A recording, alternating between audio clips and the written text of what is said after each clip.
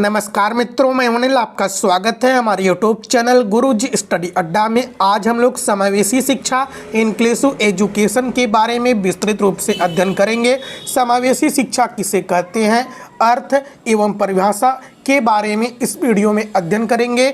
यहाँ से आपके exam CTET, UP TET, DLEd, BEd semester और अदर एग्जाम में क्वेश्चन पूछे जाते हैं। चलिए मित्रों, हम शुरू करते हैं। समावेशी शिक्षा। समावेशी शिक्षा वह शिक्षा होती है जिसके द्वारा विशिष्ट क्षमता वाले बालक जैसे मंदबुद्धि, अंधे बालक, बहरे बालक तथा प्रतिभाशाली बालकों को ज्ञान प्रदान किया जाता है। देखिए मित्रों, समावेशी शिक्षा किसे कहते हैं। समावेशी शिक्षा मित्रों हम उसे कहते हैं कि समावेशी शिक्षा के अंतर्गत ऐसे बालक जो सामान्य बालक होते हैं। सामान्य बालक की श्रेणी में कौन से बालक आते हैं? जो शारीरिक मानसिक रूप से पूर्णतः स्वस्थ बालक है, एकदम फिट बालक है, ऐसे बालक सामान्य बालक होते हैं। और मित्रों, समावेशी शिक्षा के अंतर्गत एक और प्रकार के बालक आते हैं जो विशिष्ट क्षमता वाले बालक होते हैं। विशिष्ट क्षमता वाले बालक भी दो प्रकार के होते हैं, कई प्रकार के होते हैं। जैसे कि मित्रों मंद बुद्धि के बालक, जो मंद बुद्धि के बालक हैं, कमजोर बुद्धि के बालक हैं, ऐसे बालकों को विशिष्ट क्षमता वाले बालक कहा जाता है। अंधे बालक, अंधे बालक दोस्तों समावेशी शिक्षा के तहत शिक्षा नहीं प्राप्त कर सकते। जो बालक पूर्णतः अंधे हैं, लेकिन मित्रों जो बालक आंशिक रूप से अंधे हैं, जिनको चश्मे की सहायता से दिखाई दिया जा सकता है, ऐनक लगा देने पर वे अच्छे से देख सकते हैं, सामान्य बच्चों के साथ वे पढ़ सकते हैं, ऐसे बालकों को समावेशी शिक्षा के तहत शिक्षा दी जा सकती है। देखिए मित्रों, बहरे बालक, बहरे बालक का मतलब ये नहीं कि जिस बालक को पूर्णतः नहीं सुनाई देता। देखिए मित्रों, बहरे बालक जो आंशिक रूप से बहरे बालक हैं, जिनको तेजी से सुनाई देता है या कुछ ऊंचा सुनते हैं या जिनको कम सुनाई देता है, ऐसे बालकों को मशीनें लगाकर, उपकरण लगाकर उनके कानों में उनको समावेशी शिक्षा के तहत शिक्षा दी जा सकती है। और दोस्तों विशिष्ट क्षमता वाले कौन से बालक होते हैं? विशिष्ट क्षमता वाले आपके प्रतिभाशाली बालक होते हैं, जो एकदम तेज तर्रार वाले बालक होते हैं, जिनकी बुद्धि लब्धि ज़्यादा होती है। ऐसे बालकों को मतलब सामान्य बालक, विशिष्ट बालक, प्रतिभाशाली बालक, मंदबुद्धि के बालक, अंधे बहरे बालक, ऐसे बालकों को एक ही विद्यालय में, एक ही कक्षा में, एक ही शिक्षक के द्वारा, एक ही छत के नीचे, जब एक ही शिक्षण विधि से, एक ही पाठ्यक्रम के द्वारा पढ़ाया जाता है, तो ऐसी शिक्षण प्रक्रिया को क्या कहते हैं? ऐसी शिक्षण प्रक्रिया को हम समावेशी शिक्षा कहते हैं। यही मित्रों समावेशी शिक्षा का अर्थ हुआ, इसे ही समावेशी शिक्षा कहते हैं। देखिए मित्रों, आगे है समावेशी शिक्षा का निर्धारण छात्रों की बुद्धि लब्धि, शैक्षिक स्तर व योग्यताओं को ध्यान में रखकर किया जाता है। इस प्रकार की शिक्षा के कई स्तर होते हैं। ये स्तर बालक के अनुरूप निर्धारित किए जाते हैं, जो इस प्रकार है, जिसको हम आगे देखेंगे। देखिए मित्रों, जब समावेशी शिक्षा का निर्धारण किया जाता है, यानी कि समावेशी शिक्षा का जो प्रारूप तैयार किया जाता है, शिक्षकों के द्वारा जो पाठ्यक्रम तैयार किया जाता है, पाठ्य योजना तैयार की जाती है, वह कैसे तैयार की जाती है मित्रों? छात्रों की बुद्धि लब्धि, यानी कि छात्र कितना तेज है, प्रत्येक छात्रों का शैक्षिक स्तर, उसकी योग्यता, रुचि, व्यक्तिगत विभिन्नता, यानी कि समावेशी शिक्षा के अंतर्गत आप तो देख ही रहे हैं कि सामान्य बालक, विशिष्ट क्षमता वाले बालक, प्रतिभाशाली बालक आते हैं, तो प्रत्येक बालक की व्यक्तिगत विभिन्नता को ध्यान में रखकर पाठ्यक्रम का निर्माण किया जाता है शिक्षक के द्वारा, तब उन्हें समावेशी शिक्षा के तहत शिक्षा दी जाती है। परंतु दोस्तों देखिए, ये स्तर बालक के अनुरूप किस प्रकार निर्धारित किए जाते हैं, इसकी हम एक संरचना देखेंगे। देखिए मित्रों, समावेशी शिक्षा के तहत जो सामान्य बालक आते हैं, सामान्य बालक के साथ साथ कौन बालक आते हैं समावेशी शिक्षा के अंतर्गत? जो शारीरिक रूप से भिन्न बालक हैं। शारीरिक रूप से भिन्न बालक कौन होते हैं? जो बालक दिव्यांग बालक हैं, जो बालक विकलांग बालक हैं, ऐसे बालक जो कि कुछ उपकरणों की सहायता देकर वे समावेशी विद्यालय के अंतर्गत, यानी कि सामान्य शिक्षा के अंतर्गत सामान्य बच्चों के साथ बैठकर पढ़ सकते हैं, ऐसे बालकों को, शारीरिक रूप से भिन्न बालक को समावेशी शिक्षा के तहत शिक्षा दी जा सकती है। और देखिए मित्रों, कौन से बालक आते हैं? जो मानसिक रूप से विचलित बालक हैं। और दोस्तों ऐसे बालक जो सामाजिक रूप से विचलित बालक हैं एवं शैक्षिक रूप से भिन्न बालक हैं, जिनकी अधिगम क्षमता, अक्षमता बहुत ज़्यादा है, ऐसे बालकों को भी, सामान्य बालकों को भी एक साथ एक ही विद्यालय में शिक्षा देना कैसी व्यवस्था कहलाती है? समावेशी शिक्षा की व्यवस्था कहलाती है। अब मित्रों हम एक एक प्रकार के हम इसको आगे व्याख्या करेंगे। शारीरिक रूप से भिन्न बालक के अंतर्गत क्या आते हैं? सामाजिक रूप से विचलित बालक, मानसिक रूप से विचलित बालक, शैक्षिक रूप से भिन्न बालक। हम दोस्तों इस एक एक पॉइंट की व्याख्या करेंगे और अंत में हम अध्ययन करेंगे समावेशी शिक्षा के सिद्धांत के बारे में। तो इसमें आपका पहला पॉइंट है शारीरिक रूप से भिन्न बालक, फिजिकली हैंडीकैप्ड। वैसे बालक जो कि अन्य बालकों से शारीरिक रूप से भिन्न होते हैं वे इस श्रेणी के अंतर्गत आते हैं। देखिए मित्रों, शारीरिक रूप से जो भिन्न बालक होते हैं, पहला बालक है सांवेदिक रूप से विकलांग बालक। देखिए मित्रों, कुछ ऐसे बालक होते हैं जो कि उनकी विकलांगता बहुत कम होती है, जो कि न के बराबर होती है, जो कि किसी उपकरण की सहायता से या कि अपने आप चल भी सकते हैं। तो ऐसे बालक को सांवेदिक रूप से विकलांग बालक कहते हैं। और दोस्तों कुछ इससे ज़्यादा अधिक विकलांग बालक होते हैं जिनकी अक्षमता ज़्यादा है, जिनकी दोस्तों चलने फिरने की अक्षमता ज़्यादा है। तो ऐसे बालक को अधिक विकलांग या बहुविकलांग या बहुत विकलांग बालक कहते हैं।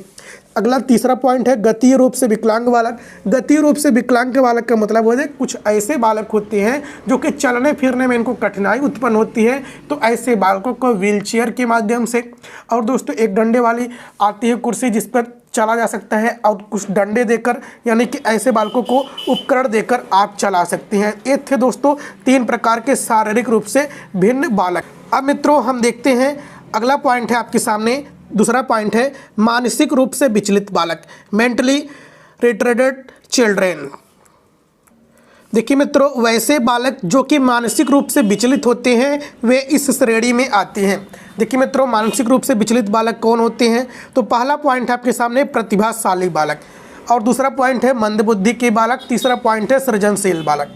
देखिए मित्रों, जो मानसिक रूप से विचलित बालक होते हैं वे प्रतिभाशाली बालक होते हैं, जो कि अधिक तेज तर्रार बालक होते हैं। ऐसे बालकों को यदि समावेशी शिक्षा के अंतर्गत या विशिष्ट शिक्षा के अंतर्गत यदि इनका सर्वांगीण विकास न किया गया, यानी कि इनको उचित प्रकार से शिक्षा न दी गई, तो यह हीन भावना से ग्रसित हो जाते हैं, कुंठा के शिकार हो जाते हैं। और मित्रों मानसिक रूप से विचलित बालक कौन आते हैं? जो मंद बुद्धि के बालक आते हैं, कमजोर वर्ग के बालक आते हैं।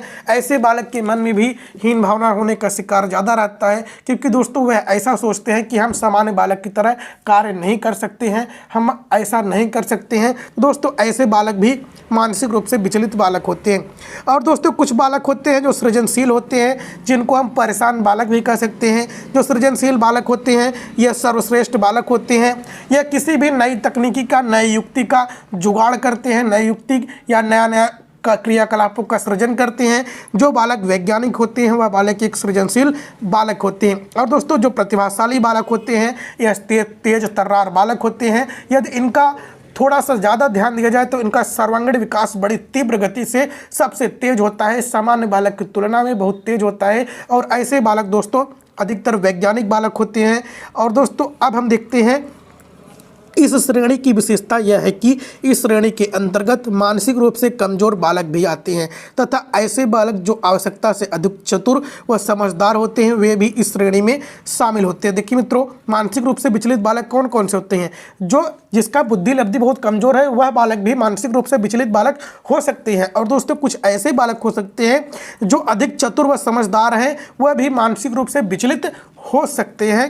अब देखिए मित्रों, दूसरा पॉइंट है सामाजिक रूप से विचलित बालक, सोशली डेप्रिवेट चिल्ड्रेन। वैसे बालक जो कि सामाजिक रूप से विचलित होते हैं वे इस श्रेणी के अंतर्गत आते हैं, जिसमें आपका पहला पॉइंट है सामूहिक रूप से परेशान बालक, जो अपनी उत्तेजनाओं से विभिन्न प्रकार की कठिनाइयों से परेशान होते हैं। ऐसे बालक को सामाजिक रूप से विचलित बालक कहते हैं, जो समाज में अपना समायोजन नहीं कर पाते हैं। अपनी उत्तेजनाओं के कारण, विभिन्न उत्तेजनाओं के कारण वह समाज में किसी भी व्यक्ति से अंतःक्रिया करते वक्त वे चिल्ला बैठते हैं, अपना आपा खो बैठते हैं। तो ऐसे बालकों को सामूहिक रूप से परेशान बालक कहते हैं। अब देखिए मित्रों, असमायोजित बालक किसे कहते हैं? जो समाज में अंतःक्रिया करने में एक दूसरे व्यक्ति के प्रति समायोजन नहीं बैठा पाते हैं, ऐसे बालक को असमायोजित बालक कहते हैं। देखिए मित्रों, वंचित बालक होते हैं समस्यात्मक बालक होते हैं, माता पिता द्वारा तिरस्कृत बालक होते हैं, बाल अपराधी बालक होते हैं। ये सभी बालक जो होते हैं दोस्तों, ये सामाजिक रूप से विचलित बालक होते हैं। सामाजिक रूप से विचलित बालक कैसे होते हैं? जो वंचित बालक हैं, जिनको दोस्तों अच्छे से खा पी नहीं सकते हैं, जो कि अधिकतर आप देखे होंगे रोड पर जो भिक्षा मांगने वाले बालक हैं। ऐसे बालक कैसे वाले बालक हैं? अपवंचित बालक है या वंचित बालक हैं। कुछ ऐसे बालक हैं जो समस्यात्मक बालक हैं, जो कि समाज की दृष्टि में इनको अच्छा नहीं देखा जाता है। कुछ ऐसे बालक हैं जो माता पिता के द्वारा यह कह दिया जाता है कि आप ऐसा नहीं कर सकते हैं, अपना खुद देखो, जो कि छोटे छोटे बच्चे हैं। तो और दोस्तों कुछ बाल अपराधी बालक, ये सभी बालक की श्रेणी में आते हैं। ये सभी बालक सामाजिक रूप से विचलित बालक की श्रेणी में आते हैं। अब मित्रों हम बात करते हैं शैक्षिक रूप से भिन्न बालक, एजुकेशनली डिफर चिल्ड्रेन। शैक्षिक रूप से भिन्न बालकों के अंतर्गत निम्न बालक आते हैं। पहला पॉइंट है शैक्षिक रूप से समृद्ध बालक। यह शैक्षिक विभिन्नता के आधार पर है। शैक्षिक रूप से समृद्ध बालक ऐसे बालक जो जिनका सर्वांगीण विकास तेजी से होता है, चारों तरफ से उनका विकास होता है, सर्वांगीण विकास होता है। जो शैक्षिक रूप से समृद्ध बालक होते हैं वह बहुत चतुर बालक होते हैं, समझदार बालक होते हैं। दूसरा पॉइंट है दोस्तों शैक्षिक रूप से पिछड़े बालक, जो शिक्षा की दृष्टि से पिछड़ गए हैं, किसी आर्थिक आधार पर, सामाजिक आधार पर या विभिन्न योग्यताओं के आधार पर वह जो पिछड़े हुए बालक हैं, जो कि कमजोर वर्ग के बालक हैं, ऐसे बालकों को शैक्षिक रूप से पिछड़े बालक कहा जाता है। और दोस्तों देखिए किसी विषय विशेष को न सीख पाने वाले बालक। देखिए मित्रों कभी भी हम किसी भी बालक को कुछ विशिष्ट बातें सिखाते हैं, वे बालक जब बार बार सिखाने पर भी उस क्रियाकलाप को नहीं कर पाते, उस व्यवहार को नहीं कर पाते, वह कार्य नहीं सीख पाते, तो ऐसे बालक को शैक्षिक रूप से भिन्न बालक किस श्रेणी में रखते हैं। और दोस्तों संप्रेषण बाधित बालक। संप्रेषण किसे कहते हैं मित्रों? दो व्यक्तियों के बीच हुई अंतःक्रिया को ही हम क्या कहते हैं? संप्रेषण कहते हैं। दो व्यक्तियों के बीच हुई अंतःक्रिया को संप्रेषण कहते हैं। कुछ ऐसे समाज में बालक होते हैं जो जिनको संप्रेषण करने में, एक दूसरे के प्रति बातचीत करने में कठिनाई महसूस होती है या अक्षम बालक होते हैं। ऐसे बालक को संप्रेषण बाधित बालक कहते हैं। देखिए मित्रों जितना आपकी भाषा विकास होगा उतना ज़्यादा आप अच्छा संप्रेषण कर सकेंगे। अब मित्रों हम बात करते हैं, अब पहला पॉइंट आपके सामने समावेशी शिक्षा के सिद्धांत, प्रिंसिपल ऑफ इंक्लूसिव एजुकेशन। समावेशी शिक्षा को मुख्यतः निम्नलिखित सिद्धांतों पर आधारित किया गया है। यदि हम बात करें समावेशी शिक्षा के सिद्धांत का, तो आपके सामने पहला पॉइंट है व्यक्तिगत रूप से भिन्नता, इंडिविजुअल डिफरेंस। व्यक्तिगत रूप से प्रत्येक व्यक्तियों में भिन्नता पाई जाती है। यह भिन्नता रंग, रूप तथा व्यक्तित्व इत्यादि में पाई जाती है। विशिष्ट बालकों को उनकी व्यक्तित्व इत्यादि के अनुसार ही शिक्षित किया जाता है। प्रतिभावान छात्रों को अधिक विस्तार पूर्वक पढ़ाया जाता है तथा मंदबुद्धि बालकों को प्रत्येक कार्य धीरे धीरे सिखाया जाता है। कुछ ऐसे बालक होते हैं जो कि बिल्कुल रुचिपूर्ण तरीके से पढ़ाई नहीं करते, उनको शिक्षा के प्रति जागृत करना समावेशी शिक्षा का मुख्य सिद्धांत है। अतः व्यक्तिगत भिन्नताओं के अनुसार ही छात्रों को समावेशी शिक्षा प्रदान की जा सकती है। देखिए मित्रों समावेशी शिक्षा के सिद्धांत की बात करें तो पहला है व्यक्तिगत भिन्नता। व्यक्तिगत भिन्नता की बात करें मित्रों तो संसार का कोई भी दो बालक, चाहे वह जुड़वा हो, एक दूसरे के प्रति भिन्नता लिए हुए प्रकट होते हैं। संसार का कोई भी दो बालक एक समान कार्य, एक समान तरह से सोचने की क्षमता उसमें नहीं होती है। कार्य करने की क्षमता, सोचने की क्षमता, उठने बैठने की क्षमता नहीं पाई जाती है। तो मित्रों समावेशी शिक्षा के अंतर्गत प्रत्येक व्यक्तियों के भिन्नता, प्रत्येक बालक की भिन्नता को ध्यान में रखकर शिक्षा देनी चाहिए। आपके समावेशी शिक्षा के विद्यालय में, आपके कक्षा में कुछ प्रतिभाशाली बालक होते हैं। जो प्रतिभाशाली बालक होते हैं मित्रों, इनको समावेशी शिक्षा के अंतर्गत विस्तार पूर्वक पढ़ाया जाता है, क्योंकि यह चीज़ों को बड़ी तेज़ी से ग्रहण कर लेते हैं। और देखिए मित्रों आपके समावेशी विद्यालय में ही मंद बुद्धि के बालक होते हैं। मंद बुद्धि के जब बालक हैं तो उनको यदि आप स्लो यानी कि धीरे धीरे सिखाएंगे तो वे किसी भी कार्य को धीरे धीरे सीखते हैं, क्योंकि इनकी बुद्धि लब्धि उतना तेज नहीं होती है कि किसी भी कार्य को जल्दी जल्दी कर सकें। और देखिए मित्रों कुछ ऐसे बालक होते हैं आपके विद्यालय में, आपके समावेशी शिक्षा के अंतर्गत, कि जो बिल्कुल भी पढ़ाई में उनका मन नहीं लगता है। तो ऐसे बालकों को क्या करना चाहिए शिक्षक को कि उनको समावेशी शिक्षा के प्रति उनको मन में जागृति उत्पन्न करे, वे सब पढ़ाई के प्रति रुचि ले सकें, समावेशी शिक्षा के प्रति रुचि ले सके, पढ़ने के प्रति उनको रुचि उत्पन्न कर सके उनके मन में। तो यह शिक्षकों का मुख्य सिद्धांत होना चाहिए और यही दोस्तों सिद्धांत होना चाहिए समावेशी शिक्षा का। तो दोस्तों इस प्रकार हम कह सकते हैं अतः व्यक्तिगत भिन्नता के अनुसार भी छात्रों को समावेशी शिक्षा के अंतर्गत शिक्षा प्रदान की जा सकती है। अब देखिए मित्रों अगला पॉइंट है आपके सामने, दूसरा पॉइंट है माता पिता द्वारा सहयोग प्रदान करना, प्रोवाइड कोऑपरेशन बाय पेरेंट। देखिए मित्रों जब आप माता पिता के द्वारा सहयोग नहीं प्राप्त करेंगे तो समावेशी शिक्षा के अंतर्गत सामान्य बालक हो चाहे विशिष्ट बालक हो या किसी भी प्रकार का बालक हो तो ये समावेशी शिक्षा के तहत शिक्षा नहीं ग्रहण कर सकता। यदि मित्रों माता पिता का सहयोग अच्छे से प्राप्त होगा तो ये समावेशी शिक्षा के तहत शिक्षा ग्रहण कर सकेगा। देखिए मित्रों क्या लिखा है, समावेशी शिक्षा के अंतर्गत माता पिता का सहयोग होना अति आवश्यक है। यदि माता पिता पूर्णतः सहयोग देंगे तभी विशिष्ट छात्रों को उचित प्रकार से समावेशी शिक्षा प्रदान की जा सकती है।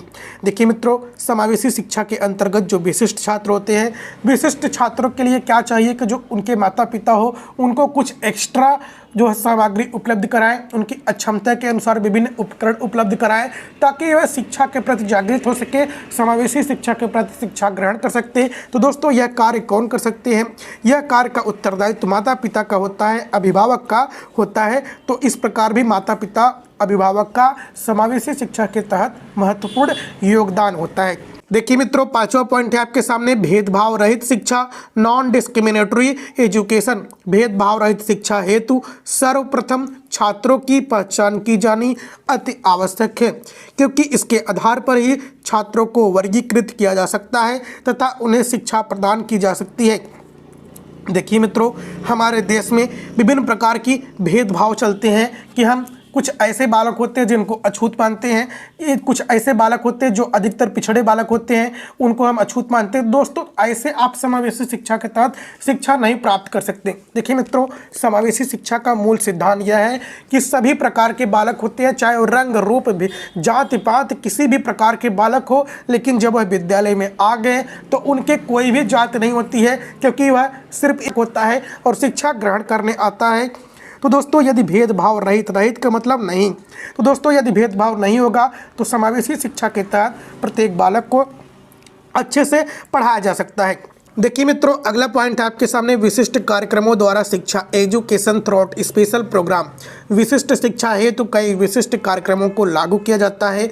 शारीरिक रूप से बाधित छात्रों की शिक्षा हेतु उनके माता पिता को विद्यालय का पूर्ण सर्वे करने का अधिकार प्राप्त होता है। देखिए मित्रों ऐसे माता पिता जो जिनके बालक विशिष्ट होते हैं या शारीरिक मानसिक रूप से बाधित बालक होते हैं, तो दोस्तों ऐसे बालकों को विद्यालय में प्रवेश देने से पूर्व उनके माता पिता को यह अधिकार होता है कि वह उस विद्यालय का अच्छे से सर्वे कर सकें कि यहाँ पर कौन कौन सी सुविधाएं प्रदान की जा रही हैं। यदि उनको विद्यालय पसंद आता है तो वे अपने बच्चों को स्वच्छतापूर्वक एडमिशन करा सकते हैं, अन्यथा नहीं करा सकते हैं। और दोस्तों विशिष्ट कार्यक्रमों के द्वारा बच्चों को प्रशिक्षित भी किया जाता है और विशिष्ट शिक्षा हेतु कई विशिष्ट कार्यक्रम भी लागू किए जाते हैं। देखिए मित्रों यहाँ पर महत्वपूर्ण पॉइंट है, यदि माता पिता शिक्षण संस्थान की कार्यप्रणाली से संतुष्ट नहीं होते तो वे इच्छा अनुसार बालकों को शिक्षण संस्थाओं से निकालकर किसी अन्य शिक्षण संस्था में भेज सकते हैं। अतः विशिष्ट बालकों को विशिष्ट कार्यक्रमों के द्वारा ही उचित शिक्षा प्रदान की जा सकती है। देखिए मित्रों माता पिता को यह अधिकार होता है कि वे किसी भी बालक को किसी भी शिक्षण संस्थान से यदि वे संतुष्ट नहीं है तो वे उस विद्यालय को छोड़कर किसी अन्य विद्यालय में या अन्य शिक्षण संस्थान में आप उसे एडमिशन दिलवाकर शिक्षा ग्रहण कर सकते हैं। और दोस्तों जो विशिष्ट बालक होते हैं, विशिष्ट बालक को विशिष्ट कार्यक्रम को द्वारा यदि शिक्षा दी जाती है तो उनका विकास तेजी से होता है। खैर इसमें भी कुछ त्रुटियां अधिक भी हैं। अब देखिए मित्रों अगला पॉइंट है वातावरण नियंत्रण पूर्ण होना, रिस्ट्रिक्टिव इन्वायरमेंट। जहाँ तक उचित हो प्रत्येक शारीरिक बाधित बालक को निःशुल्क उपयुक्त शिक्षा मिलनी चाहिए। सामान्यतः शिक्षा संस्थाओं में किसी बालक को स्वीकार अथवा अस्वीकार करने का विकल्प किसी विद्यालय की व्यवस्था में नहीं है। देखिए मित्रों, विद्यालय का वातावरण कैसा हो? विद्यालय का वातावरण पूर्णतः नियंत्रित हो, सामाजिक हो, चारित्रिक हो, नैतिक हो, मानसिक हो, आध्यात्मिक हो, या वातावरण हो या रहन सहन की व्यवस्था हो। विद्यालय का संपूर्ण वातावरण कैसा हो? नियंत्रित हो, अच्छा हो और पढ़ने का माहौल अच्छा हो, वहाँ के शिक्षक अच्छे हो, प्रिंसिपल अच्छे हो। और दोस्तों, जो प्रत्येक विद्यालय है, कोई भी शिक्षा विद्यालय या कोई भी शिक्षण संस्थान किसी भी बालक को यह नहीं कह सकता कि हम इस बालक को नहीं पढ़ा सकते हैं, वरना उनके विद्यालय बंद हो जाएंगे। दोस्तों, यह शिक्षा व्यवस्था है भारतीय शिक्षा अधिनियम के तहत। और दोस्तों, कोई भी व्यक्ति किसी भी विद्यालय में, चाहे वह किसी भी रंग, जात, रंग, रूप के आधार पर ही या कोई भी व्यक्ति हो, वह विद्यालय में शिक्षा ग्रहण कर सकता है, अपने बच्चों को भेज सकता है। विद्यालय उसके लिए मना नहीं कर सकते हैं। और दोस्तों, जहाँ तक उचित हो कि प्रत्येक शारीरिक बाधित जो बालक हो उनको निःशुल्क शिक्षा दी जाए, ऐसी व्यवस्था होनी चाहिए। अब दोस्तों, तो चैनल पर नए हो तो चैनल को सब्सक्राइब कीजिएगा, वीडियो को लाइक कीजिएगा, अपने हर एक ग्रुप में शेयर कीजिएगा। पूरे वीडियो में यह नहीं कहा मैंने दोस्तों वीडियो को लाइक कीजिएगा, लेकिन यदि अब आप फ्री हो गए हो तो लाइक कीजिएगा। जय हिंद, जय भारत।